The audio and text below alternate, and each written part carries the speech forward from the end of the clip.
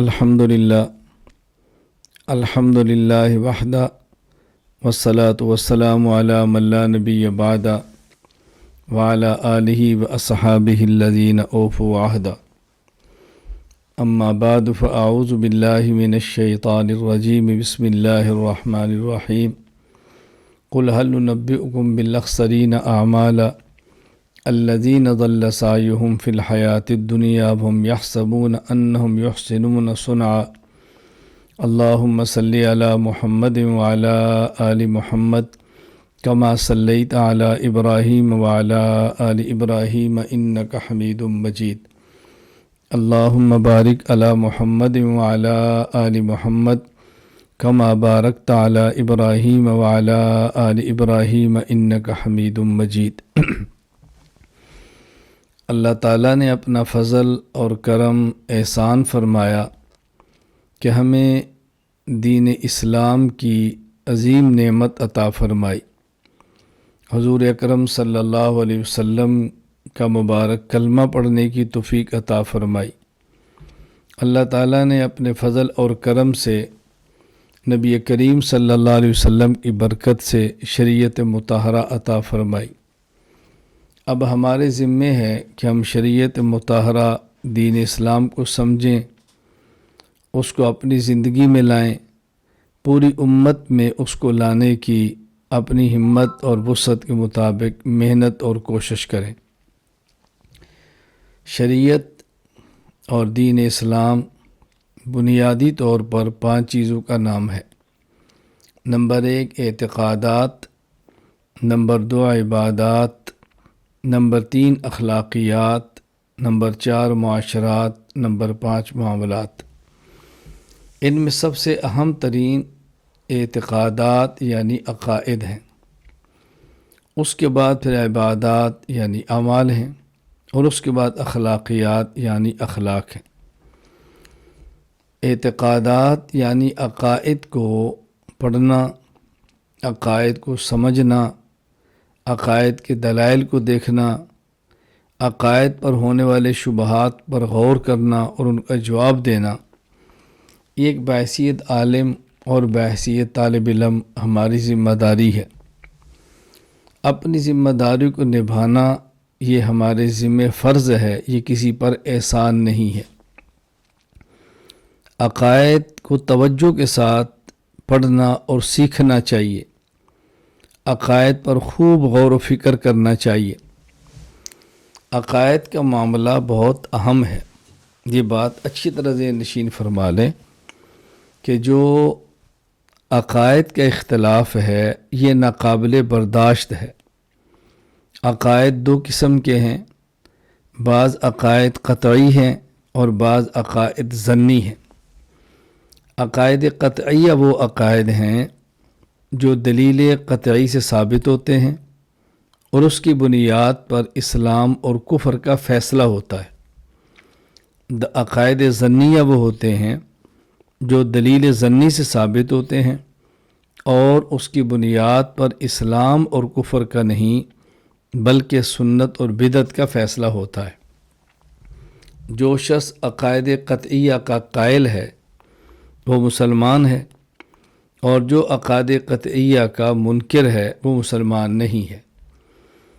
اور جو شخص عقائد ظنیہ کا قائل ہے اہل سنت والجماعت ہے، اور جو شخص عقائد ظنیہ کا منکر ہے وہ اہل بدعت، اہل ضلالت ہے۔ یہ بات بھی ذہن نشین فرما لیں کہ مومن ہونے کے لیے تمام عقائد قطعیہ کا اقرار کرنا ضروری ہے، اور کافر ہونے کے لیے تمام عقائد کا انکار کرنا ضروری نہیں، بلکہ عقائد قطعیہ میں سے کسی ایک عقیدہ قطعیہ کا انکار کر دیا جائے تو بندہ مسلمان نہیں رہتا بلکہ کافر ہو جاتا ہے۔ صرف عقیدہ توحید کا انکار کر دے تب بھی مومن نہیں، عقیدہ ختم نبوت کا انکار کر دے تب بھی مومن نہیں، قرآن کریم کا انکار کر دے تب بھی مومن نہیں۔ بالکل اسی طرح اہل السنت والجماعت ہونے کے لیے تمام عقائد ظنیہ کو ماننا ضروری ہے، ان کا اقرار ضروری ہے، لیکن اہل بدعت ہونے کے لیے تمام عقائد ظنیہ کا انکار ضروری نہیں، بلکہ عقائد ظنیہ میں سے کسی ایک عقیدہ ظنی کا انکار کرے گا تو اہل سنت والجماعت سے نکل کر اہل بدعت اور اہل زنارت کے اندر شامل ہو جائے گا۔ اب ہمیں یہ بات سمجھنی چاہیے کہ کون سا عقیدہ قطعی ہے، کون سا عقیدہ ظنی ہے۔ یہ عقیدہ قطعی ہے تو اس کی دلیل کون سی ہے، عقیدہ ظنی ہے تو اس کی دلیل کون سی ہے، یہ بہت اہم بات ہے۔ اسی طرح عقائد کے معاملے میں یہ بات بہت اہم ہے کہ عقائد کے بارے میں یہ نظریہ اور یہ اعتقاد رکھنا ضروری ہے کہ ہم اور ہمارا ہم عقیدہ یہ اہل حق ہیں اور حق پر ہیں، اور وہ شخص جو عقائد میں ہمارا مخالف ہے یہ اہل باطل ہیں اور وہ باطل پر ہیں۔ اس میں یہ ذہن کبھی نہ بنائیں کہ ہم بھی حق پر ہیں، دوسرا بھی حق پر ہو سکتا ہے، ہم بھی ٹھیک ہیں، دوسرا بھی ٹھیک ہو سکتا ہے، تو پھر عقیدہ کیسا ہوا جب یہ شبہ پیدا ہو گیا، شک پیدا ہو گیا، اعتماد ختم ہو گیا، یقین میں تزلزل آ گیا، یہ کون سا عقیدہ ہے؟ ایک اختلاف ہے عقائد کا اور ایک اختلاف ہے اجتہادی مسائل اور مذاہب کا۔ عقائد کے بارے میں یہ نظریہ رکھنا ضروری ہے کہ ہم حق پر ہیں اور ہمارا مخالف باطل پر ہے۔ اگر ہم توحید کے قائل ہم حق پر ہیں، جو توحید کا قائل نہیں وہ باطل پر ہے۔ ہم ختم نبوت مانتے ہیں تو ہم حق پر ہیں، جو ختم نبوت نہیں مانتا وہ باطل پر ہے۔ ہم صحابہ کو ایمان مانتے ہیں تو حق پر ہیں، جو صحابہ کو ایمان نہیں مانتا وہ باطل پر ہے۔ ہم حضرت عیسیٰ علیہ السلام کے نازل ہونے کے قائل ہیں، ہم ان کے زندہ آسمان پہ جانے کے قائل ہیں تو حق پر ہیں۔ جو عیسیٰ علیہ السلام کے زندہ آسمان پہ جانے کا قائل نہیں یا ان کے آسمان دنیا سے دنیا پر آنے کا قائل نہیں، یہ باطل پر ہے۔ یہ اعتقاد رکھنا ضروری ہے۔ اسی طرح اگر ہم حیات النبی صلی اللہ علیہ وسلم کو مانتے ہیں تو ہم حق پر ہیں، جو عقیدہ حیات النبی کو نہیں مانتا صلی اللہ علیہ وسلم وہ باطل پر ہے۔ ثواب و عذاب قبر کو مانتے ہیں تو حق پر ہیں، جو ثواب و عذاب قبر نہیں مانتا وہ باطل پر ہے۔ کرامات اولیاء مانتے ہیں تو حق پر ہیں، جو کرامات اولیاء کا انکار کرتا ہے وہ باطل پر ہے۔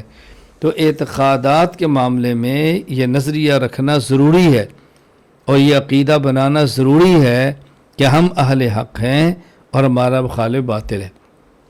جہاں تک تعلق اجتہادات کا ہے، مذاہب کا اختلاف ہے، اس میں وسعت ہے، اس میں ہم کہیں گے کہ ہم حق پر ہیں اور جو دوسرے مذہب والا ہے وہ باطل پر نہیں بلکہ خطا پر ہے، اور اس کے حق ہونے کا احتمال ہے اور ہمارے مذہب میں خطا ہونے کا احتمال ہے۔ یہ بات اچھی طرح ذہن نشین فرما لیں، اس میں الجھن کے اندر مبتلا نہیں ہونا۔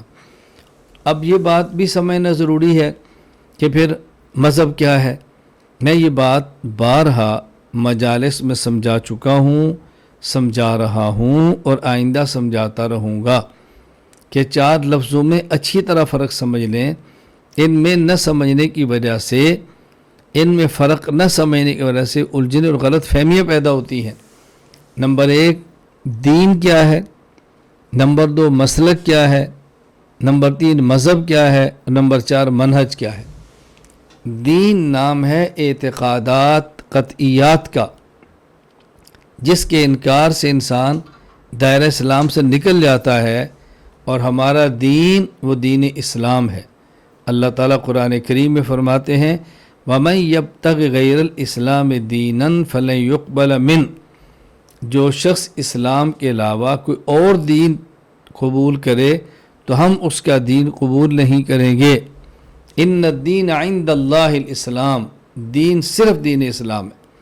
تو ایک ہے دین کیا ہے، وہ منصوصات قطعیات کا نام ہے۔ نمبر 2 مسلک منصوصات ظنیات کا نام ہے۔ جس طرح میں نے کہا نا عقائد قطعیہ یہ دین ہے، عقائد ظنیہ یہ مسلک ہے۔ تو مسلک منصوصات ظنیات کا نام ہے۔ کوئی شخص وہ عقیدہ رکھے تو مسلک اہل حق ہے، نہ رکھے تو مسلک اہل باطل ہے۔ مثلا حضور اکرم صلی اللہ علیہ وسلم دیگر انبیاء علیہ السلام اپنی قبور مبارکہ میں بتعلق روح دنیاوی اجساد مطہرہ کے ساتھ زندہ ہیں۔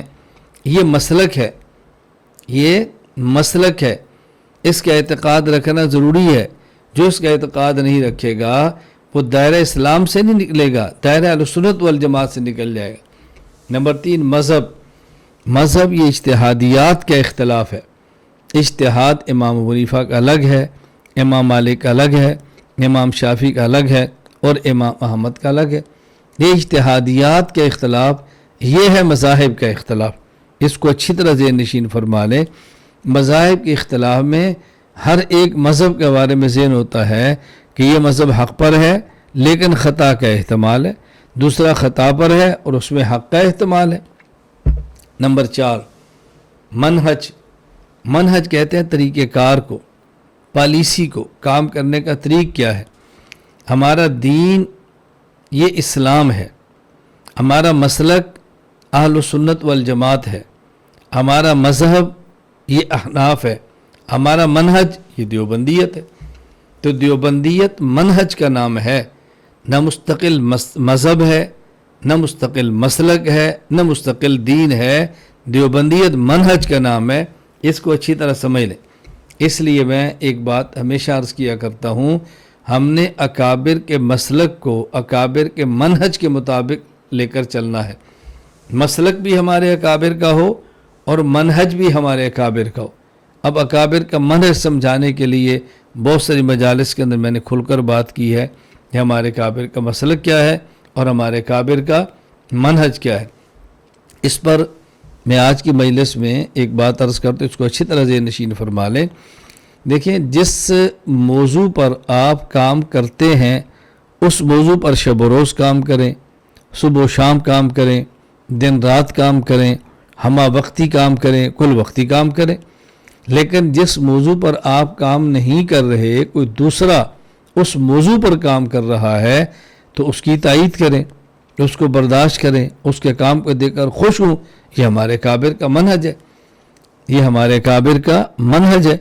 یہ نہیں کہ جو ہم کام کرتے ہیں بس وہ ہے، جو ہمارے علاوہ کوئی اور موضوع پر کام کرے ہم اس کی تردید کریں، یہ قطعاً مناسب نہیں۔ تائید کریں، ان کی موافقت کریں، وسط ہمت کے مطابق معاونت کریں، دعا کریں، ان کے لیے ماحول کو سازگار فرمائیں۔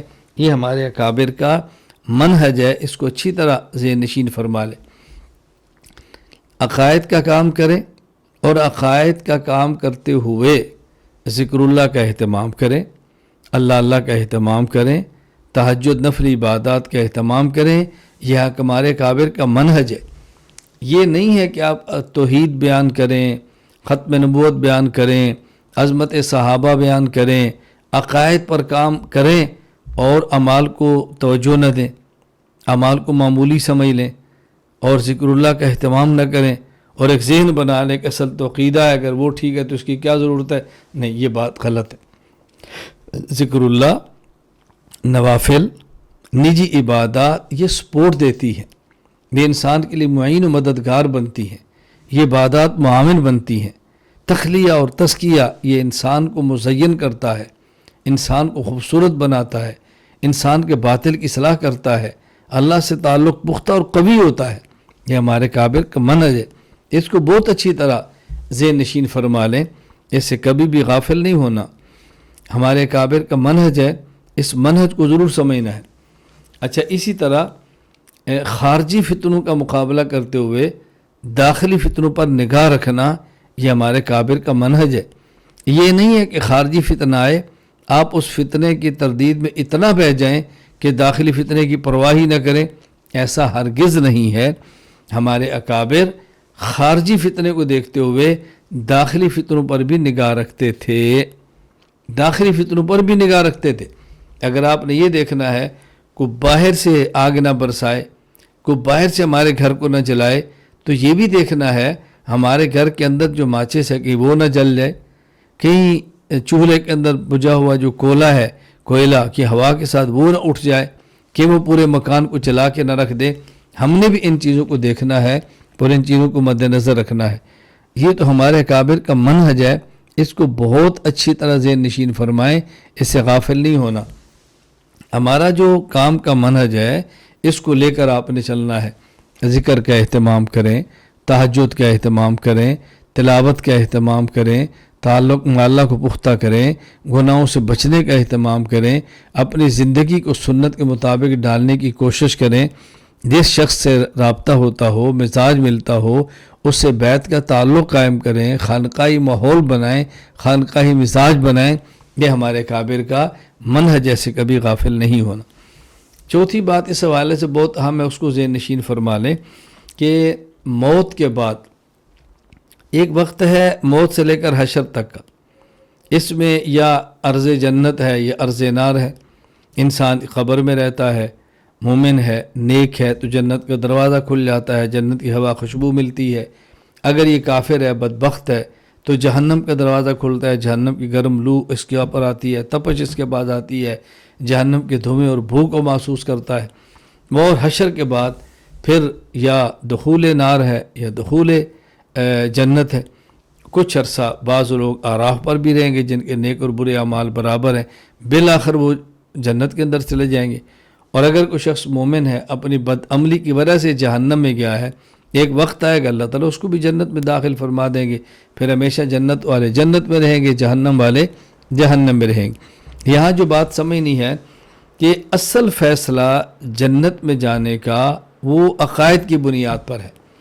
عقیدہ صحیح ہے تو انسان جنت میں جائے گا، عقیدہ فاسد ہے تو یہ جنت میں نہیں جائے گا۔ فرق کیا ہے؟ اگر کسی شخص کا عقیدہ ٹھیک ہے، مومن ہے، قطعیات کا انکار نہیں کرتا اور نیک اعمال کرتا ہے، اللہ کے کرم سے وہ سیدھا جنت میں جائے گا۔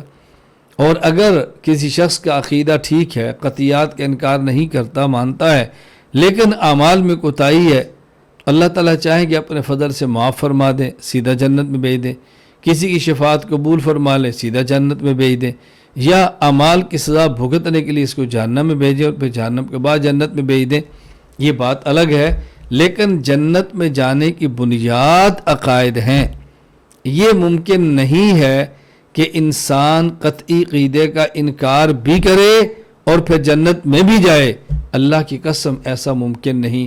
قرآن کا فیصلہ ہے، ان الذین کذبوا بآیاتنا واستکبروا عنہا لا تفتح لهم ابواب السماء ولا يدخلون الجنہ حتی یلج الجمل فی سم الخیاط، کہ جس طرح سوئی کے ناکے اور سوراخ میں اونٹ کا داخل ہونا ناممکن ہے، اسی طرح کافر کا جنت میں داخل ہونا ناممکن ہے۔ آپ اندازہ فرمائیں عقائد پر کتنی محنت کی ضرورت ہے، عقائد پر کتنی توجہ کی ضرورت ہے۔